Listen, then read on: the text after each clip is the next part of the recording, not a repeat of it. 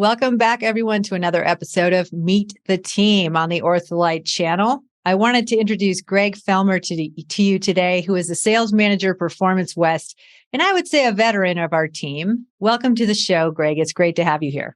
Thank you. Thank you. I'm stoked to be here. Well, here we are in early February, and I wanted to, in 2023, we're going to talk about a lot of things in terms of how everything's changing globally so quickly in the industry right now. But also, let's talk about your background and how you found your way to OrthoLite. Something that I really just find so interesting and valuable about our team is the fact that so many of you are product developers or designers and have a background in the roles that you serve today in your sales roles for OrthoLite. And I'd love to kind of have you share how you got started in the industry and really like how you found OrthoLite and the family that you have now. Yeah, and in many ways, it's a bigger family than my real blood family, I guess. And also it's maybe as significant. But so footwear, yeah, it was almost fate that I would be in this tiny but massive industry for officially since '97. But when I was in high school, I worked in the shoe department of a sporting goods store, Chick Sporting Goods in Laguna Hills, California. And I worked there, my last 2 years of high school, my first 2 years of college. And I was that kid on the sales floor that I was the geek. I knew every flippin' detail about every shoe on the wall. This was in the era when Nike Air first hit, and we had the first Air Max and the first Air Jordan. Like Air was such a big deal, and Asics and their gel and all these things. And I just nerded out. We'd get these catalogs every season, and I would go through stuff that we never carried to just know, because when a runner would come in and want to know about, hey, I need something. I love the Pegasus, but what about something else? I was the kid that knew. As embarrassing as that is to say, I was that geek that knew every detail about every shoe, whether it was a baseball cleat, a soccer boot, or the latest Nike or Asics running shoe. I knew it. How did that translate into your dating life in high school? Dude, I was hip. No, I was horrible. I was so useless in that scene. I had to ask because, literally, that just the two. One of these things is not like the other, right? Yeah, I mean, my buddies called me Al Bundy, because I was that guy. I love that stuff. That's cool. You knew it in early age, this is just what you were meant to do. Well, but the weird, this is where fate, there's something to it, because when I had to get a job, but I was a kid and I got hired to work in the sporting goods department, like baseball bats and gloves and stuff. And I went in for my orientation, and the manager, Dave Gleckman, he's like, hey, you're going to work in the shoe department. I was like, all right, whatever. You're still paying me, right? Like, it's cool. And I loved it. I loved everything about it. Well, so fate again would interject. And I was in college. I was getting my degree in psychology. I had a mentor professor to go into a Ph.D. program. And I met my wife, Emily, of 23 years now. I think it's 23. Yeah. Or 22. Oh, congrats. Shit, whatever. It's a long time. Yeah, that is. Congratulations. Thank you. Yeah, we grew up in the same little city of Mission Viejo and never knew each other until we went to Chico State. But so anyways, I met Emily, and I knew that, forget psychology. I don't want to go to graduate school and end up in Nebraska working on some PhD program that I really don't care about. So I finished school a semester ahead of Em, and I called up the shoe buyer at Chick Sporting Goods, to just see do you have any connections with anyone in sporting goods? I wasn't even thinking shoes, anything. I just need a job. I don't care what it is. And he put me in touch with a company called High Tech Sports, which is a hiking boot company that I don't even know if they're still in Modesto. It's a UK company, but anyways, the rest is history. That started my footwear career. That's awesome. And so you were in product development there. Well, they basically knocked off the Nike Econ program, which was the tech rep program for Nike that's still in existence. And Econ is just Nike spelled backwards. So they wanted to start up a similar program, which is, so silly when you think about high tech sports, little hiking boot company. Like, really, you're going to have a tech rep? But they did, and it was me, so I started, and it was awesome. I got to travel all over, do store openings and clinic kids on the shoe floor, and I already knew all their product anyway, and I got to learn about or teach them about high tech product. It was really, really cool. I enjoyed that. And within a few months, I got pulled into product development, and the rest is history from there. Right. And so, how long were you in product development before you went to OrthoLite? 15, 16 years. That's awesome. Yeah. I would say that makes you a Ph.D. A Ph.D. in foot covering. That's awesome. Yeah. And a lot has changed during that time, but it's great to learn about your background in terms of being at the front lines of retail, right? And you're obviously an active guy and probably use a lot of the products, and then went in on tech rep where you're even closer to retail in a different way. And then you go into design. So you really came into this role, I think, with you're a guide, essentially, everything you've learned to that point. And what I've learned through the interviews that I've been doing and getting to know all of you on the sales team is there's no to-do list that you just finish. Oh, I checked all those boxes. I get to move on to the next project. It's almost like a business partnership that you have with your customers. And I'd love for you to talk a little bit about your take on that. I'm nodding your role. So I'd love to hear what that's been like for you, and maybe share some stories around some of your favorite aspects of that partnership model we have with our customers.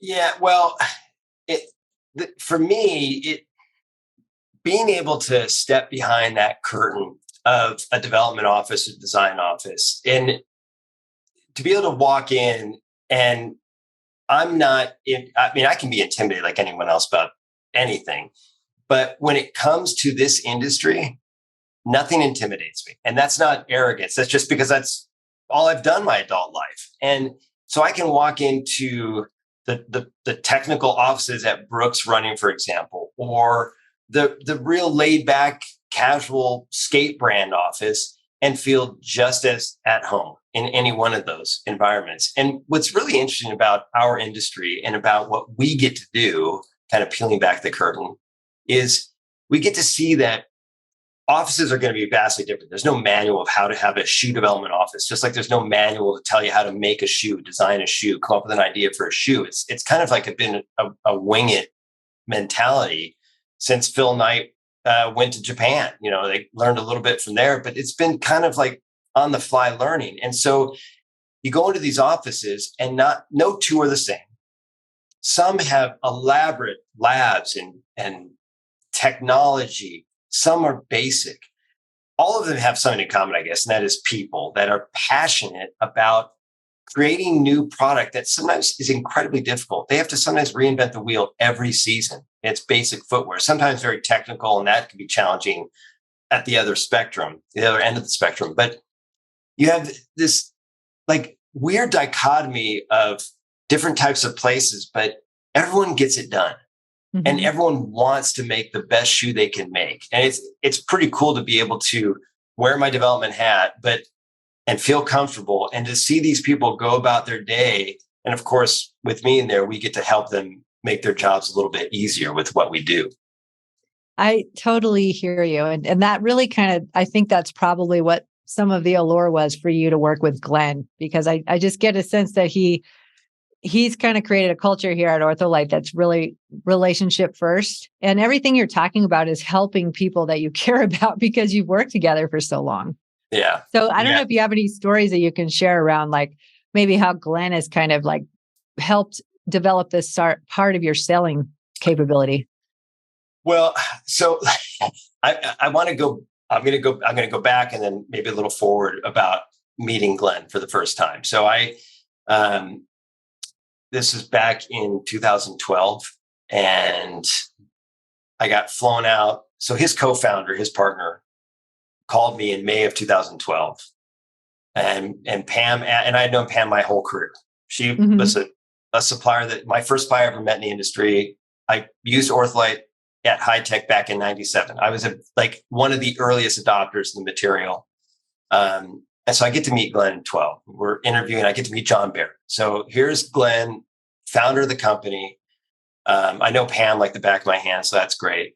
I get to meet John, who just came in from China and spent years sort of building up the infrastructure for what I learned was going to be some pretty incredible growth. So Pam leaves the three of us alone in the conference room at the old office in Rentham, Mass, which was a huge mistake because here are three shoe nerds together. And we just, it wasn't even an interview. It was a lot like this. So how did you get into this crazy industry? And I felt so at home right away with Glenn. And something that struck me, and it's been consistent the whole time I've known him. When he asks you a question, Glenn in our industry is kind of God. He really is. I'm not making a joke. Like he's a pretty big deal, like what he's built. And I didn't know it then, and I certainly know it now. So I say this with great sincerity. But when Glenn asks you a question, he's asking you a question. It's not, BS. He wants the answer. He wants to know what you have to say, and he's looking right at you. He's engaged, and that is just the coolest thing that has not changed from day one. I could never wear his shoes. I'm a little guy. I'm 5'5" and I wear a size 8. And I would never try to. Like he's just on another level of existence. But he never makes me feel that way. He's like, no, you're part of this. Like we're equal, and we're not. But he makes you feel that way, which is really cool. I agree. The other thing that hasn't changed is from that interview. It was a formality from what I understand now, many years later. But his passion for growing something back then is the same today. I mean, you talking to him today, you'd think that we were a startup. I know. In that only because he sees so much around that we can do, whether it's do better and not in sort of an authoritarian way, but just sort of like, hey, we could do this, we could do that. Like we could go into this part of the industry. We can go into this and we can build a factory here. We can buy this company. And it's just passion. And he still has it today, which is crazy. And I see it as like, it's a passion for solutions for the customers, the brand family he's pulled together so that you all have something to go and help with and create like a deeper partnership with, he's able to look around the corners and see like, what is that we need to be able to be the best partner we can be. Yeah, you're right. He definitely has he's a shoe dog, like all of us in the company. And obviously, because he's older, has many more years of experience. So he certainly sees, I think at the same time, he sees a problem and a solution. And that's where we come in. We're not, I'm probably getting way off track, but I'm going to get back on track. But, we're no longer just a foam company. We're no longer a chemical systems house. We're an innovation company. And I don't know if that was his ultimate goal, but man, it's pretty cool. It is. And the way that it's been stood up with intention and so consistently is remarkable. But then looking at COVID, right? You have such a great long history prior to COVID, but what this company did through COVID for its brand partners and also for its just internal workforce was, I think, pretty remarkable. And I'd love to hear your take on that because it was a sea change moment, but at the same time, it really brought, how crisis brings the best part about something or someone out. That's kind of what I feel like happened here. Yeah. And it kind of goes to, and so I'm going to answer your question. I'm going to go back to what Glenn thought, but it really goes hand in hand. So I think with COVID, we proved what we have been saying since day one about our product, about delivery, on-time delivery. Basically, we don't mess up. And brands were able to bank on that. And during COVID, in short order, our brand partners were shoring up their supply chain. They were kicking suppliers to the curb rapidly because they didn't have the luxury of time. They had to bank on a supply chain that was going to deliver product when they needed it. Because at the time, none of us knew what the hell was going to happen. Yeah. And that's why we had record years, those 2 years during the pandemic, because not that because we're so, we are amazing, but it's because we say what we're going to do and we do it. Mm-hmm. Yeah. And that's trust. It is trust, but it kind of goes to something Glenn told. My first trip, this is early 13. There were no more than 8 of us. I mean, it was just this tiny little group that went out to China and Vietnam. OrthoLite Vietnam had just opened. This is the original OrthoLite Vietnam. We're no longer in that facility. But So Glenn and I are sitting in the hotel lobby, and I still barely knew Glenn, but just this cool guy, like, he's the boss, but he's like one of us. It was cool. We're sitting in the lobby, we're waiting for the rest of the group to primp and get down. And I think it was all women. No, Daniel was there, but Daniel wasn't with us. So it's just the 2 of us. So we're just sitting there with a drink, and he's got a stogie, and we're chit-chatting about the industry or something. And I said, "Hey, can I ask you a question?" It's like, yeah. I said, "If you could give me only one bit of advice, what would it be?" And we're talking less than a microsecond. He's like, "Great question. Never lie." And it didn't need explanation. It was clear. Like we're salespeople, which maybe we'll get into. I still don't know what that is because I'm still a product guy. And our materials do what we say they will do. They do enhance the comfort and fit of a shoe. And it doesn't go away. That's it. Right. No, it's so true. And so I wanted to ask, like, kind of building on that, you have seen fire and rain since you've been in retail back, in high school, right? And then you got on the inside and you've been part of the global footwear community for a long time. And you work with a company that works with almost 500 brands. So it does give you such an interesting purview into where we're going. And I guess I'd love to just get a couple takes from you on, like, where are we going? Like, how have your meetings changed? What are you most excited about that you can bring to our like bar of partnership, which I think is very high, to your brand partners during a time of just intense, fast transformation that we're in? Yeah, well, so a couple of things come to mind immediately. Back in my day, the development calendar was a document that you built out for delivering salesman samples to your sales team. So you had an in-hand date of when they need salesman samples for a season. You back that out, typically 12 months. And then because the ultimate calendar is about 18 months long. And by the time it ships to retail, your product. But there were 4 seasons, basically. Back to school, your winter season, your holiday season, spring and summer. And those were the only reason why those dates ever changed from one year to the next was Lunar New Year.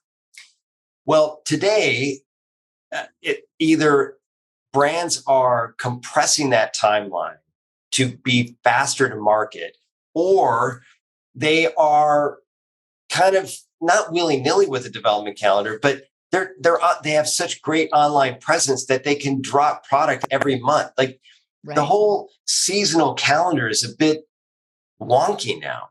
And because of who we are, we're able to pivot and meet whatever the demand is from a time perspective. Like we're able to shift and move. And, this is going to bore someone who happens to be watching this horrible conversation I'm providing. But,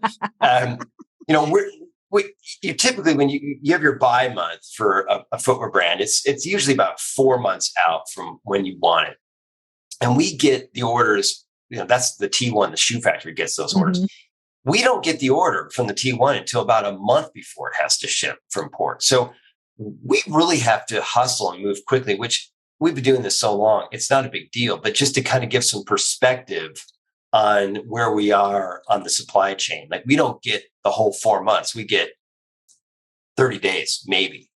And so because of that, we're able to move along with whatever calendar someone wants to use. Like we're just able to deliver. And we clearly proved that during the pandemic. We've gone through a few waves of sustainability, helping Mother Earth in this industry. But in the last 5 years, this is sticking. This isn't changing because big corporate America is talking about this at length, and they're publishing what their goals are from a sustainability standpoint.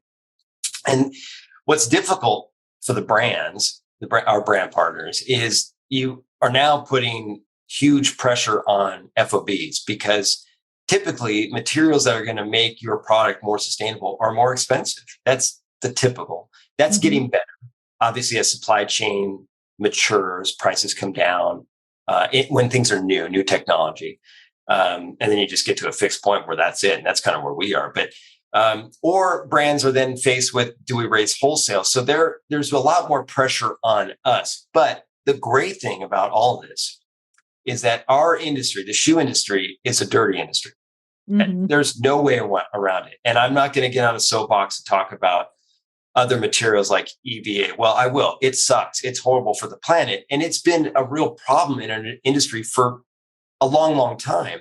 Well, since Jerry Turner introduced it to the footwear industry way back when. But we are offering sustainable solutions, not just with our insole materials, but with Circle, our midsole material. And so my point is not to sell anyone on what we're doing, but we align with the industry now, as we always have. So the industry is dealing with calendars that are all mixed up and crazy. We can pivot and we help. They're now on the sustainability, not trend, but this is the course of action. Like this is happening. This isn't going away. We have been doing it since day one. So we are in perfect lockstep with the industry in that regard. Right. And I love that we have that 25-year background. I mean, literally since day one, we've had a percentage of recycled content in every insole we've made. So I think that's fantastic. That's exactly what I was hoping you'd share. And you bring, again, such an interesting insight. So Greg, obviously things are going back to normal. You've been traveling probably all over the world to meet your customers again, where they are and continue to work with them. But let's go back to kind of a defining memory with a customer in your mind. Like, can you name or tell us a story about kind of a turning point with a customer in your career at OrthoLite? Yeah. So Pam and Glenn were miffed that we were not working with Brooks Running. And this is going back 5-6 years ago. And even back then, Brooks Running, from a development standpoint, as I could put on my development hat, they were, whether you were making running shoes or not, every developer had a Brooks running shoe at their desk cut open to see what they were doing, what was in their secret sauce kind of thing. So it was incredibly daunting when they tasked me with, you're going to get this business. Like, okay, yeah, sure. I guess I have no idea how I'm going to do this. I don't know anyone at Brooks Running, but you figure it out, you get contacts and you meet with some people. And then ultimately I thought there's no better way to prove what we do and to make them take note than to run a marathon. So I had been thinking about doing it anyway. And I ended up buying a pair of Brooks Glycerin shoes. Actually, I ended up buying 4 pairs to train. I trained over 4 months. Ran the marathon it was 2018, May of 18, and just over 4 hours. I was so bummed, but I finished and we went to the tent, the VIP tent. My wife was there and some friends, and we were drinking tons of beer. And I had my wife take a photo of me holding up the shoe with the insole pulled out. And it showed OrthoLite X40. And I sent the photo to the development guys, Zach Pateo. And I said, great shoe, even better with an OrthoLite insole. And pretty much soon after that, we got the business and we're still in the Brooks Glycerin today. That's awesome. I love that story. And where was the marathon? Just out of curiosity. In Orange County. It was, I think it's called the South Coast or the Orange Coast Marathon. It's starts in near Fashion Island, Newport Beach, and ends up in Costa Mesa. That's awesome. That's a great story. Yeah, it was cool. So I understand that you all don't travel together all that much, but when you do, like, how would your colleagues describe you as a travel companion? Okay.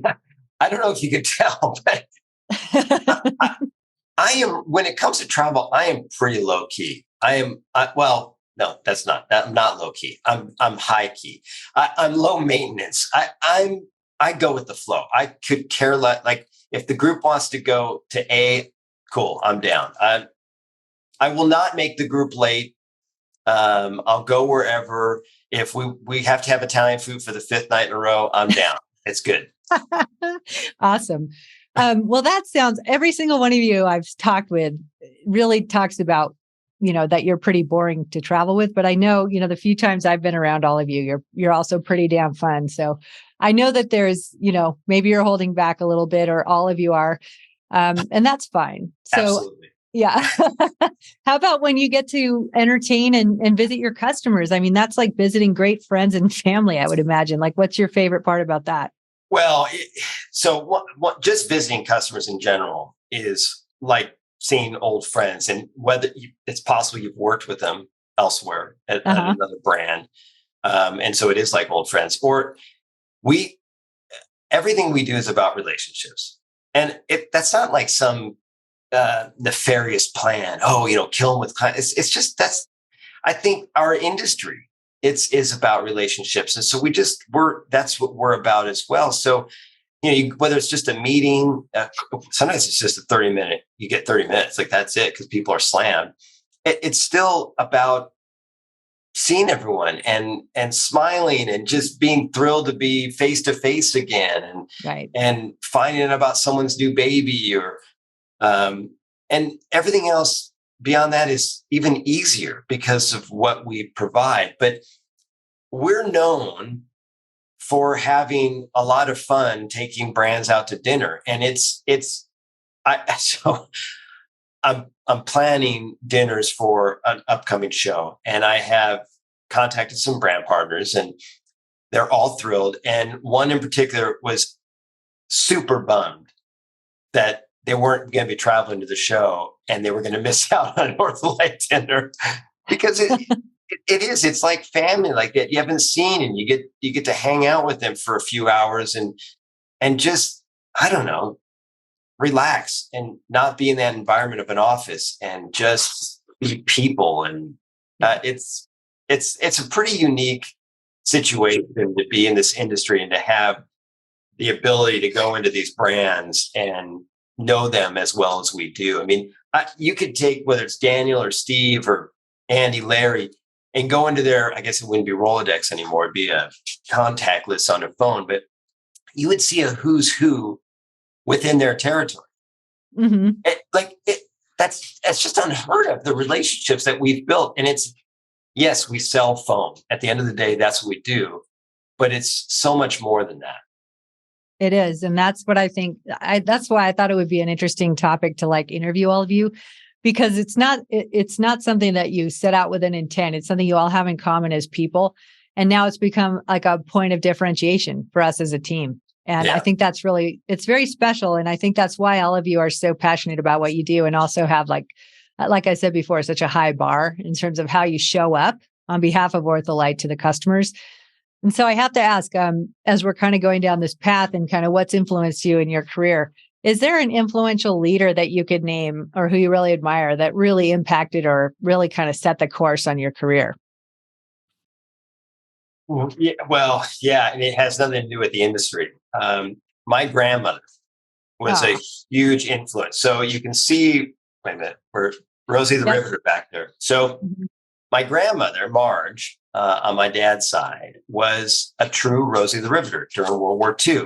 She lived in Kenosha, Wisconsin. My grandpa was in the South Pacific. He was a corpsman in the Navy. And my grandmother worked in the Nash motor car factory in Kenosha, Wisconsin, when it was converted to build tanks for the military. And she built tanks during the war. That's awesome. Yeah. And so I'm a tiny person. She was like uber tiny, and she was strong as anyone you've ever met, but the sweetest lady. And so a silly story, but it stuck with me. They lived in Anaheim, and they lived real close to Knott's Berry Farm. And so we were I was a kid, and my grandpa was driving me and my brother to Knott's Berry Farm. My grandma's in the car, and we're driving around. He can't find a parking spot. Finally, someone's pulling out, and he's passing. He's like, "Oh man, I can't believe it passed." And my grandma's like, "Stop the car, Woody. Stop the car." She gets out, and she stood in that parking space and just sort of held off other people as we zipped around the parking lot. And it just, I don't know. I think knowing her is knowing perseverance and doing what you have to do to get it done. And honestly, you really can only see that in a mentor. You cannot come up with that yourself. And she also gave you permission to like be that way in your life, which I think I'm so glad. That's awesome. Perfect person to mention. So, and I think we've kind of come to the end of a lot of like the industry stuff and the OrthoLite questions that I had. And I definitely know you don't have a magic 8-ball or a crystal ball to talk about where things are going, but do you have any takes on 2023 in terms of like direction or just insights on the industry itself or the business of footwear? Well, I think the footwear industry is unique in that you can pretty much bank on a 4 to 5% growth year after year. You think about it. Wearing a shoe is kind of like a roof over your head. It's a necessity. Mm-hmm. And we have nearly 8 billion people on this planet. People need shoes. Now, obviously, all the shoes that we're in, maybe not, but in general. So my point is that you look around, everyone is wearing shoes. That's not going to change. Mm-hmm. So we have a very safe industry to work in. And I think the growth you can bank on. Then you have the sustainability aspect, which is only going to get more important in the next few years. As I mentioned earlier, every major brand, whether publicly traded or private, has put out some claim about what they are going to do from a sustainability standpoint over the next 5 to 10 years. So it's a big, big deal. And it's perfect for where we are. Mm-hmm. It really is. There's a lot that we can do to help in that regard. And also transparency is going to become so important. And as a brand partner and a branding material, a branding component, whatever you want to say, that becomes very important too, as we're coming out of a time of like excess inventory and people are going to need to have reasons to buy, reasons to relate to a product that will make them pay for that product when they're coming out of like an excess inventory window where maybe a lot of things have been on sale because a lot of retailers have been struggling. But I also think more important than that is like the way that we're supporting the finished goods, if you will, in terms of if a consumer wants to pick it up and deep dive on like what is in this shoe, we are really well set up to help brands tell that story and to be a part of that story. And so I'm also equally excited about all of that. I think there's a lot we're going to be able to do to add value going forward. So with that, we're going to head into the lightning round. Dun, dun, dun. And I love it. I love this part. So you have to say what comes to your mind, like immediately. Okay. So here we go. God. So what do you like to do when you're not working? Well, that's easy. Golf, noodle on my drum set. But beyond all that, I love just hanging with my wife and our 2 boxers. Oh, that's awesome. I love that. And then what superpower do you wish you had? That I could be 6 feet tall. That's so funny. I was talking to one of your colleagues who did not pick that. And I was like, I thought you were going to say that you wanted to be tall. Kristen, my wife is, so I'm 5'5". My wife is 4'10". No, she's 4'9", honestly. She says 4'10". She's 4'9". We have cabinets in our kitchen that are standard cabinets. Like there's nothing crazy that we have to have a step stool. We have to have a step stool in every room of our house just to reach basic things. Well, I would say you're a perfect pair. So that superpower makes a ton of sense. Okay. Are you a night owl or an early bird? Oh, early bird. That's definitely been consistent with your teammates. What's your favorite drink at the bar? Gin and tonic. Okay. That's also consistent.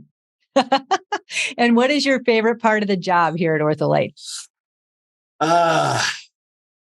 Not having to sit through endless design reviews or development meetings where you have to hold adults' hands like they were 5-year-olds and let them know how a shoe is made and why we can't have anti-gravity EVA midsoles. Like it just, I don't miss, actually, I want to change my superpower to eliminate stupidity. Can I do that? Granted. Yeah, no, but I don't miss that corporate part of the industry and maybe of life in general. I mean, it's so many of us work in a typical corporate structure and we don't. And I love that about what we do. I do too. It's a great culture. Okay. And the last question I have for you. So what would be the most constructive insight that you've learned throughout your life and career that you would tell the 25-year-old Greg Fellmer today? Oh, that's easy. Be you. Right. That's great. Yeah. Okay. Well, that's a perfect way, to instruct the 25-year-old you. Thank you for saying that. And I think it's a lesson for all of us, right? Hopefully we can depart that to people we know or who are younger than us in our careers.